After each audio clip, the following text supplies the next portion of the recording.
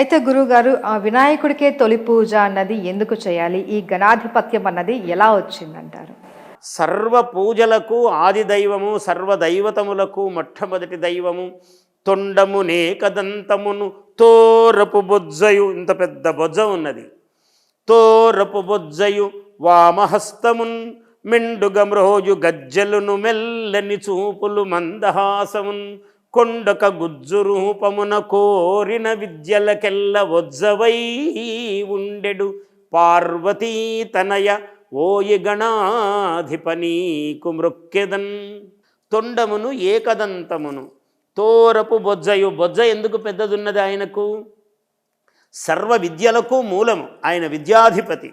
ఎట్లా గణములకు అధిపతియో విద్యలకు, సర్వ విద్యలకు కూడా ఆయన అధిపతి. అంటే సరస్వతి కదా విద్యాధిపతి నిజానికి. కానీ ఈయన ద్వారములో ముందు ఉన్నాడు, ప్రతి చోట ఏ పనికైనా ఉన్నాడు అన్నిటికీ. అందువల్ల ఈయనను కొలిస్తే విద్య కూడా నిర్విఘ్నంగా వస్తుంది. అందువల్ల ఈయనకు మొదటి నమస్కారం చెల్లించాలి. పెద్ద బొజ్జ ఎందుకున్నది అంటే దాని నిండా విద్యలే, మంత్రములే. అందుకనే మంత్రాధిదైవతమైన గుహుడు అంటే సుబ్రహ్మణ్య స్వామి మంత్రానికి అధిపతి. కానీ అటువంటి వానికి కూడా గుహ అన్నారు. ఈయన గురువు.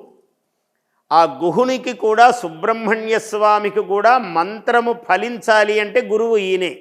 ఆయనకు అన్నగా ఈయన మంత్రాన్ని బోధించాడు సుబ్రహ్మణ్య స్వామికి కూడా.